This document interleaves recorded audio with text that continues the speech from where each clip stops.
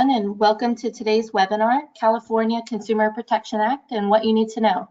My name is Kristen Santos, and I'll be moderating today's webinar. And just to take care of some housekeeping items, our webinar will be about 20 minutes today, and we'll have plenty of time for some questions and answers at the end. So feel free to send in your questions through the chat. As you can see, a little screenshot there to direct you where to send them in. And today's presenters are Jason Soroko, CTO of PKI at Sectigo, and Tim Callan, Senior Fellow at Sectigo. And without further ado, Tim, I'll turn it over to you guys. Thank you very much, Kristen. Jason, as always, good to talk to you, and I'm glad you're joining me today. Hey, Tim, thanks a lot. So what we get a lot of questions. We've been getting a lot of questions from our ecosystem, our customers, and people we know about the California Consumer Protection Act, just because we're in the privacy space. And so we thought it would be useful to put together something nice and crisp that goes over the fundamentals of CCPA, and that's really what we're looking to do today. CCPA often is compared to GDPR, and that's probably a good way to start. It is an act that sets out basic consumer privacy protections for data about consumers that are stored by businesses. And in that sense, it's very similar to GDPR. Now, the data is more than just PII, more than just personally identifiable information. And that's an important point. So for example, usage data. So if somebody knows how much time you're spending on their site, or where your physical location is, or things along those lines, that's usage data. It's not just PII, but it is still protected under this act. And the other thing to understand about the act is the act very much is about the what, not the how. So it specifies protections, it specifies consumers' rights, what kind of data are protected, what protections are offered to you, what the business has to be able to do, but it doesn't get down to what I would call a computer science level of detail. So they're not saying use this protocol, use this technology scheme. It's more about ensure that you provide this result, if that makes sense. And of course, this did go into effect on January 1, so this is in effect right now. So shall we get into a little more detail? Yeah, go ahead, Tim. So what are the rights?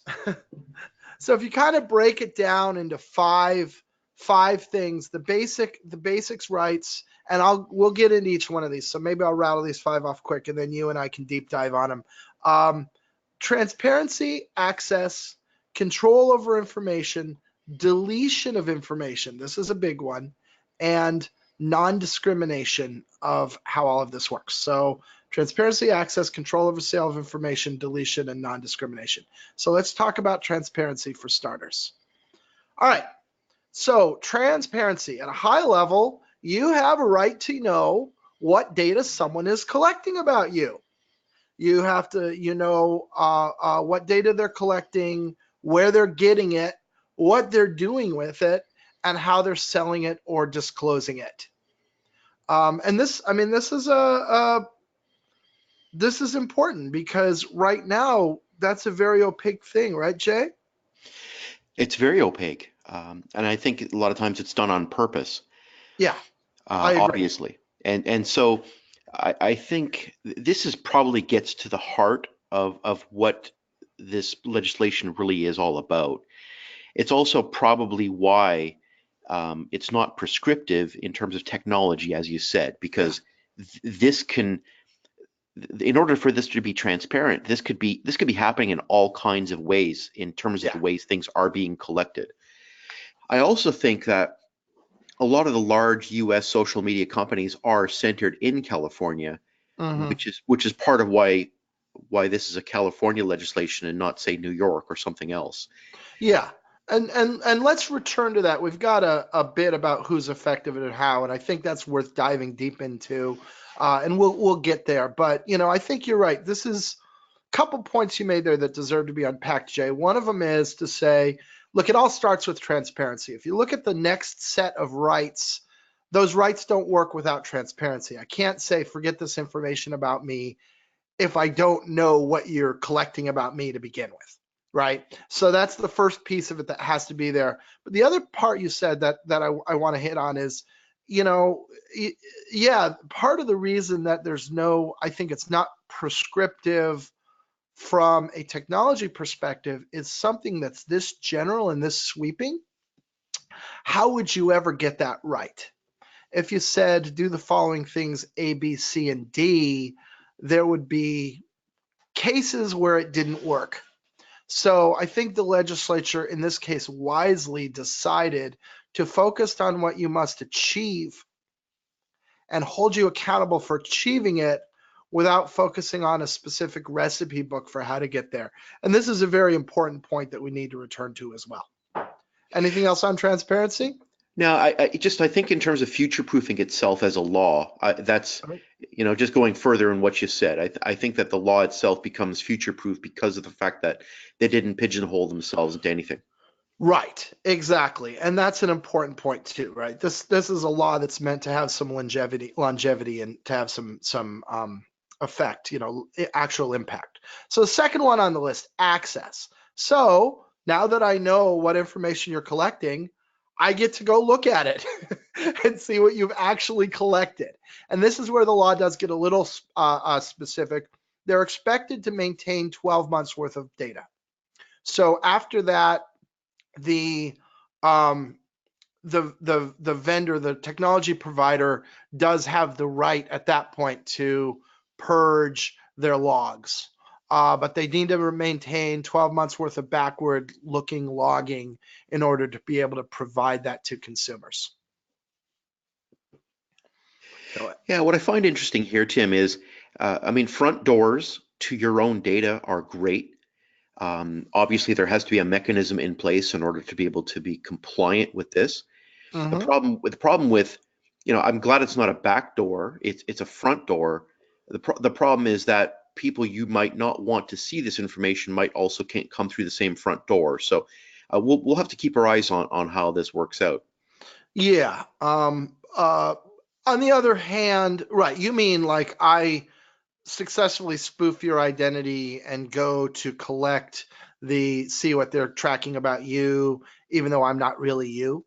Yeah, Exactly I think right. that's a very good point. And this gets back to the point about identity, right? Like knowing that somebody really is somebody is important. And I imagine that mostly this will be done through the mechanism of whatever relationship you have with this online entity. So if I'm banking online and I want to see what's being collected about me as a customer of my bank, presumably they use the same credentials that I use to log into my bank account for me to get this information as well.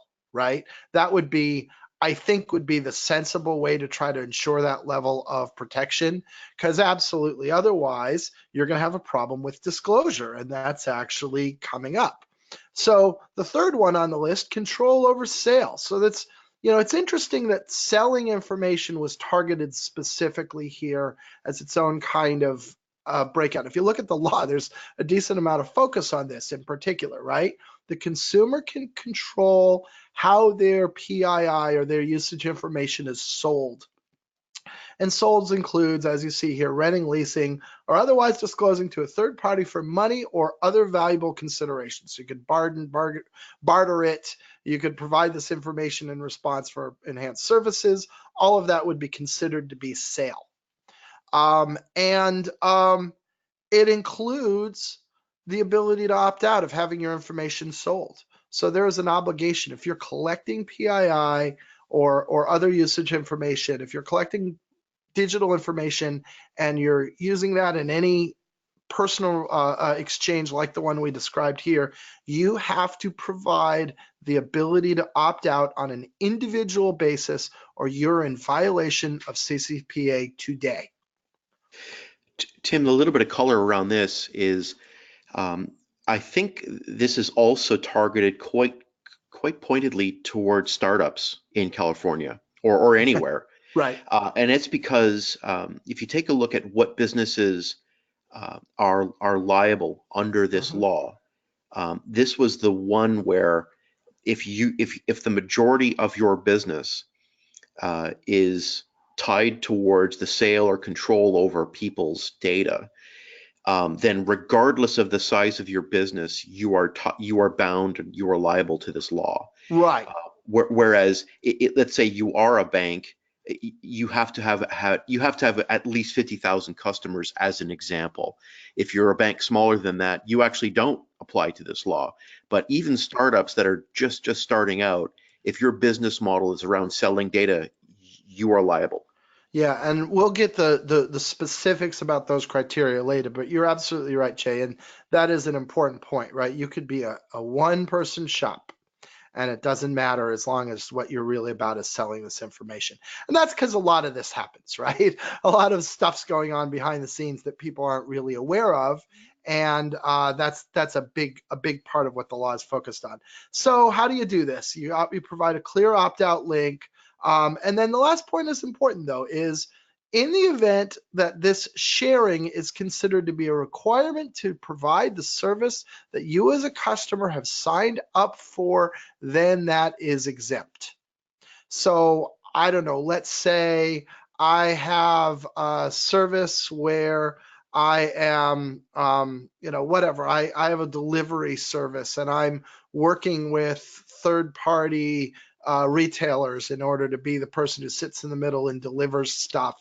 And in order for all of this to work correctly, then someone has to be sharing information with someone else. That could be considered to be exempt. And then you can't opt out, right? The way I opt out is I don't use the service.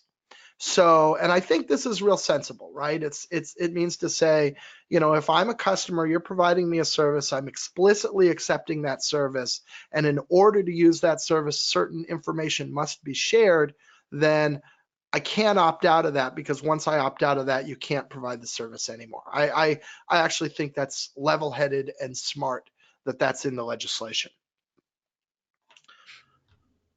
All right, moving on. Deletion, right to be forgotten, as people like to call it. And ditto. So I know what's being collected. I can see the specifics. I can say not to sell it. I can also say, forget this information. Delete this, right? I don't want anybody to know about it. And we can imagine scenarios where that would be valuable. And but again, what are the exceptions? It's what we talked about before. If it's necessary to provide the ongoing service that you still want, if it's legally required, right? So there absolutely might be a legal requirement for the business to retain this information or to provide it in response to, let's say, a subpoena. If it's required to complete the transaction, or the last one, if it's required as part of exercising free speech. And I'd have to noodle on that a little, but I guess I can imagine where that would come up. But those are considered to be exceptions. So under those circumstances, your right to have your information forgotten does not apply. Rather, the business's obligations to do these other things supersedes that. Yeah, I think this is written in mostly a similar way to GDPR. So they're trying, absolutely, as you said, Tim, they're just trying to be sensible here for the businesses. Right, and not create an impossible situation, right? Where I sign up for a certain service and then I demand you forget my information, but if you forget my information, you can't provide the service, or the court has told me that I have to retain this information. So they just try to cover all their bases on that. And again, I think it's sensible, and I think it's well written in that regard. And then non-discrimination. So this is the last thing, which is to say, even if you choose not to have your data sold, or even if you choose not to have data forgotten, or even if you go and exercise your right to know it's being tracked, they cannot discriminate based on that. So they cannot turn around and give you a poorer service, or give you a worse price, or give you poor access to services. So in other words, there's no punitive action allowed by the business in order to prevent you from exercising these rights. Yeah, and to me, this is actually a real big difference from GDPR. GDPR does not have this, and it's an innovation for privacy beyond what the Europeans did. So Yeah. The Californians actually went a little bit further here. Yeah. Now the interesting one, and this is where this actually becomes a bit of a head scratcher for me. Businesses, however, may offer financial incentives for you to retain or allow them to sell your data. So I think the idea is here to say, you know what, if we're going to data share, if I don't care about it, right, you can use my data and you're going to share a little bit of money back to me. And, somebody's doing this stuff in aggregate and I don't mind getting a small check from you every month. And hey, go for it, guys. Everybody's happy. I, I, I think it could be a matter of interpretation as to whether or not at that point we're still offering an equal price, right? But nonetheless, that is how the law is written. Yeah, Tim, So I think the intention was the outcome of this legislation in terms of how businesses react can only be in the form of carrots and not sticks towards the yes, customers. yes. But what's a carrot and what's a stick, right? If my service is $50 a month, but if you let me share your data, I'm going to give you a $45 a month credit. Well, that's a carrot. But if I turn around and I say my service is $5 a month, but if you don't let me share your data, I'm going to charge you 50, that's a stick. But the numbers are the same. So this is interesting, and I think we'll see how all of this plays out in the real world and how all of it plays out in the courts. And I predict that somewhere along the line, this is going to have to get worked out a little. Yeah, and So, for consumers who are for consumers who are willing to share their data and willing to take a carrot, be really careful that you are, because and what that incentive might be, because right. I can foresee, and I think even the legislation potentially allows for wording of legal agreements to start to get a bit tricky and perhaps confusing in such a way where you might not be completely sure what it is you signed up for. So this is the one loophole bit that I would say to consumers, study up a little bit and be careful. Yeah, but nonetheless, you're better off than you were on December 31st, where you didn't have any of these protections. So we're still going in the right direction either way. Now, who does this apply to? So it's actually fairly broad. It is not all businesses. It is not everyone in the world, but it is a pretty broad business. So first of all, this applies to for-profit businesses, and there are for-profit businesses that collect information about California consumers. And this is a very important point. It is the state of California. California only has jurisdiction inside of California. And for consumers who are outside of California, in principle, they are not afforded these protections. Now, pragmatically speaking, that might be difficult to determine. And you might not know who's in California and you might not know who's not. And even if they weren't in California yesterday, they may be in California today, because people can move at will inside of the United States. And so as a result, I'm predicting, and many people are predicting, that most businesses will just offer these protections universally to all of their US-based customers. Which makes a lot of sense. This is it's kind of similar in such a way where California emissions laws affect how cars are built that are sold across the country. You're not going to build one car for California Yeah, and another car for somebody else. right. I mean, sometimes it happens, but it's unusual. It's more costly to do so. And as you say, determining where a customer actually exists or is domiciled or however the law determines it, might be such a pain in the neck that you might as well treat the entire United States the same way. Yeah, it has the de facto effect, or it may have the de facto effect for many businesses of becoming a U.S. law, because it's economically and pragmatically infeasible to do it another way. Now, there may be businesses like if I know for a fact that I am entirely serving a very specific market. I'm a chain fast and casual restaurant and I'm only on the East Coast, and I know for a fact that it's impossible for you to buy and consume my products and also be a Californian, maybe then I don't have to, right? So there might be edge cases, but for a lot of kind of your classic internet businesses, which is really the center of the target for this law, they don't know where their people are. right? Yeah. And it doesn't matter where their people are. And so they just need to obey this. Yeah. If you do anything online, your lawyer's looking at this. That's all. Yeah. So, right. And so meets at least one of the following. So if your annual gross revenue is above 25 million, period, you are obligated to follow this. If you buy, sell, share, or receive PII for at least 50,000 California residents, households, or devices, period, or devices, right? Period. So as a consumer, I might own multiple devices. Now you're counting my devices, not myself, right? If I have a tablet and a phone and a laptop, that's 3 devices, even though it's only one human. Or again, at least one of the following, or derives 50% of revenue from selling Californians information. And I've written PII here. This is me writing that, but it's collected information, PII and usage information. So even then, if I'm a tiny business, like you said, Jay, this is where I'm a startup. I'm one person in a garage, and I'm eking out $100,000 a year so that I can live. Guess what? If your primary business is selling this information from Californians, then you still are obligated under this law. Yeah, it's pretty well thought out. For businesses that have really nothing to do with this, it looks like you're out unless you're very large.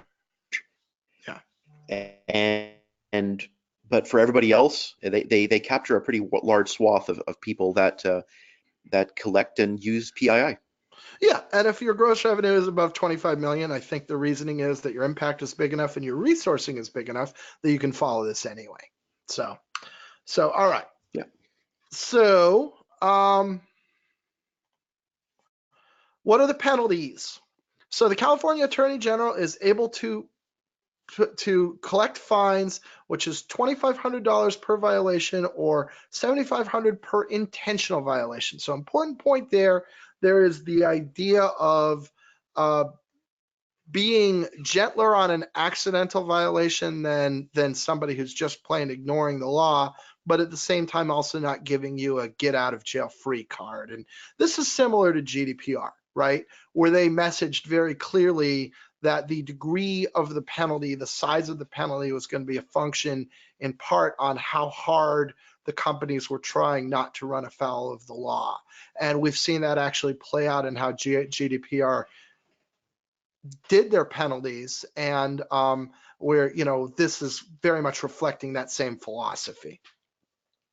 Yes, I think the only difference here is that the total amounts are potentially much less in California.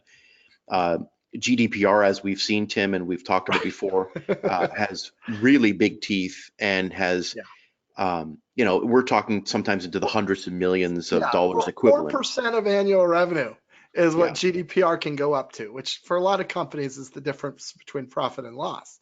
But this could get big too, because let me clarify this. Per violation is not like per act that caused information to be leaked. It's per piece of information that is leaked, right? So if we break the rules, if we share without consent the information of 10,000 people, then that is 2,500 or 7,500 per for each of those 10,000.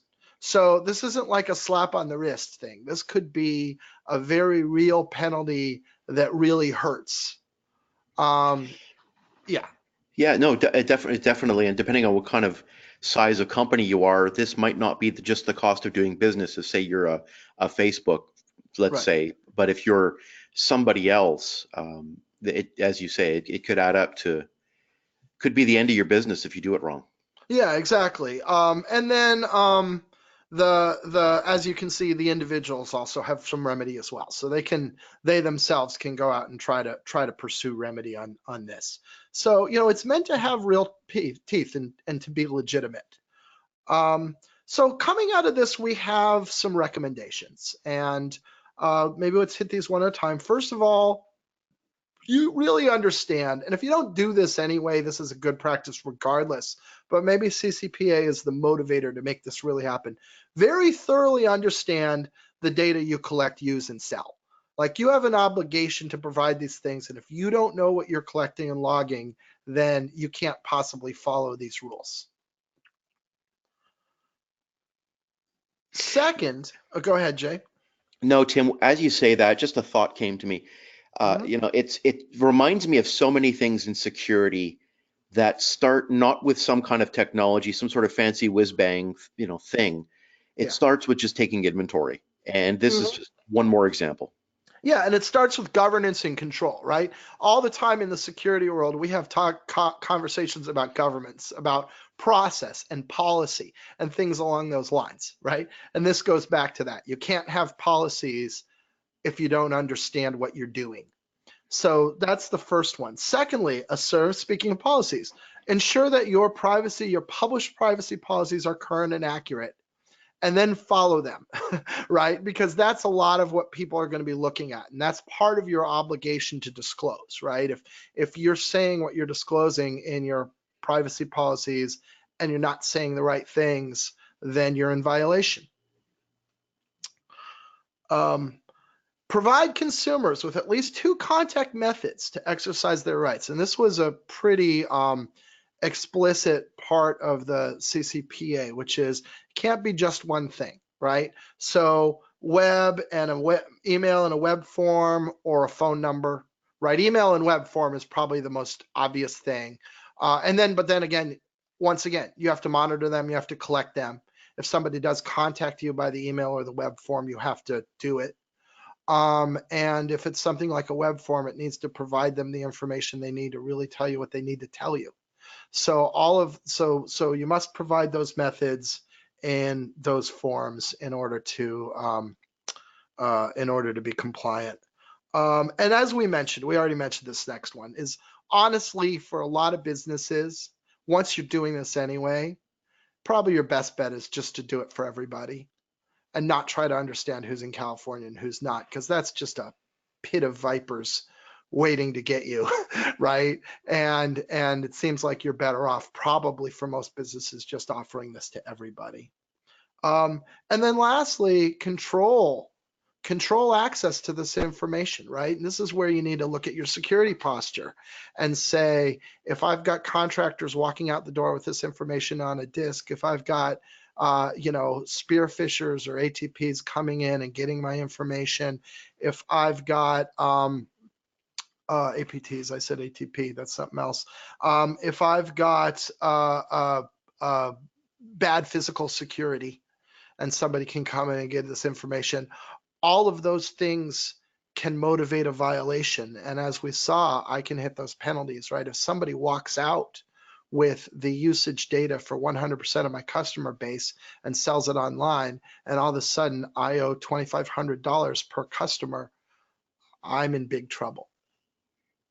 So this is a big point. We're making sure that you're safe from breaches. And in this sense, this law is stronger than the old breach notification laws, right? We've all seen what happens with the breach notification laws, which is, they put out something, they have to send a letter, they offer everybody a year of credit monitoring. And what does that cost when you're purchasing in volume? Like $10 a user, right? So now their penalty is $10 a user.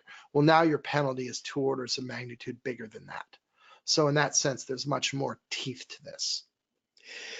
Tim, as I look at this list, it's all good.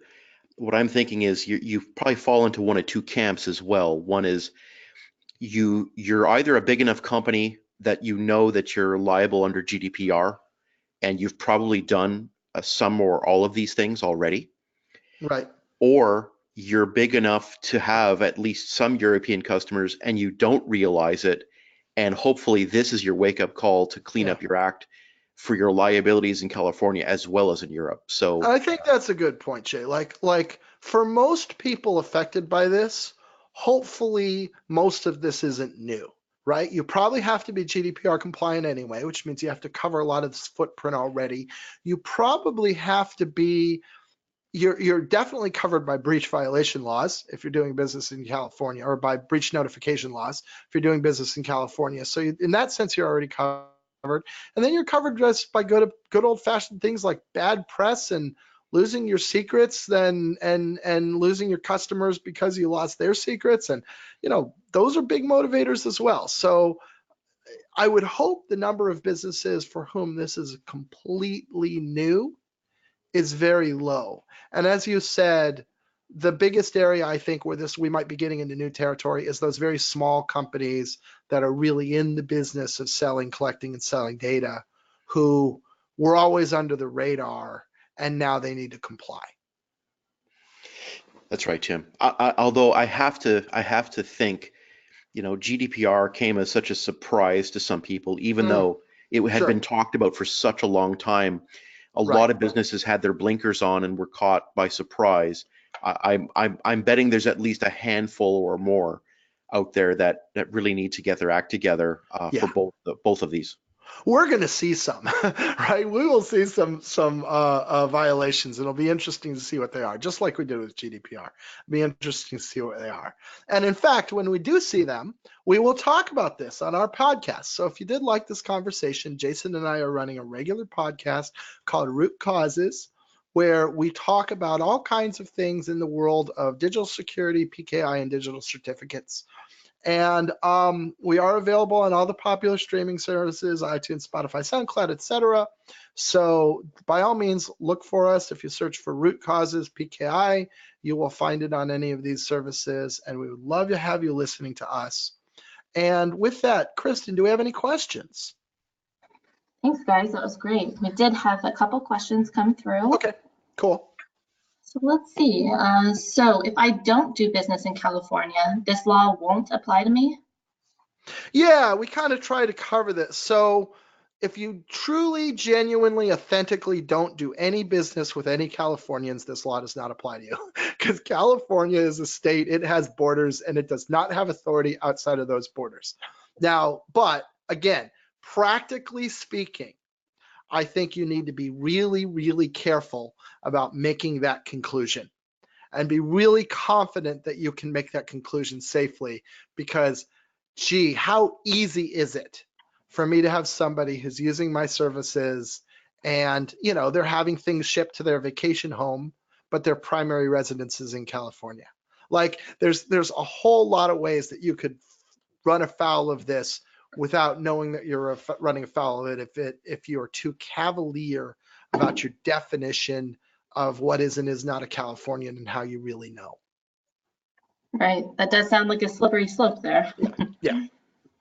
Okay, next question we've got. So you guys have spoken about quantum computers breaking cryptography in the past. Oh, we have a listener. How is that going to affect CCPA privacy? Oh, Jay, you want to take a shot at that one? Well, I will tell you, one of the reasons why we're talking about, Tim and I talk about the quantum apocalypse and post-quantum algorithms now, so far ahead from where we think quantum computers will actually exist in a really meaningful way with a whole lot of stable qubits. I think the reason why we're talking about it so far ahead of time is because you might have data that is being recorded. You might have PII that is going across, say, an SSL stream from your website to your customer, as an example. Yeah. And a bad guy might be recording that in a currently encrypted state. And the current encrypted state will be with a traditional either RSA or ECC encrypted algorithm. For those of you not super technical, what that really means is the algorithms we use today to encrypt things will be at risk down the road. Right. How because far down the road we've debated.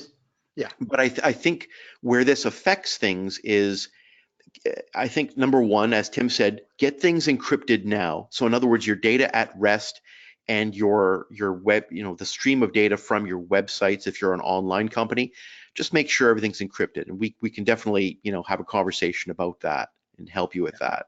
That's the best practice anyway. Do that either way.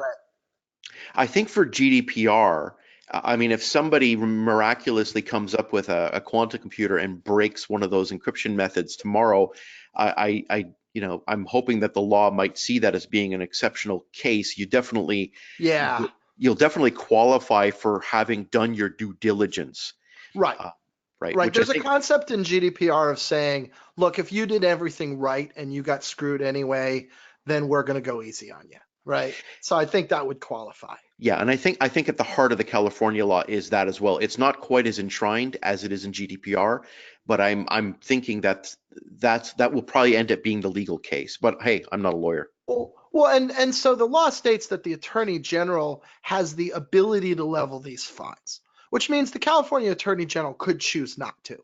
So I think once again, if there is a company that is doing everything by the book as well as they conceivably can, and some 0-day vulnerability comes along and kicks them in the teeth, and they are just plain victims, wrong place, wrong time, I would hope that the Attorney General would say, this is not a situation where we need to cripple this company with a fine.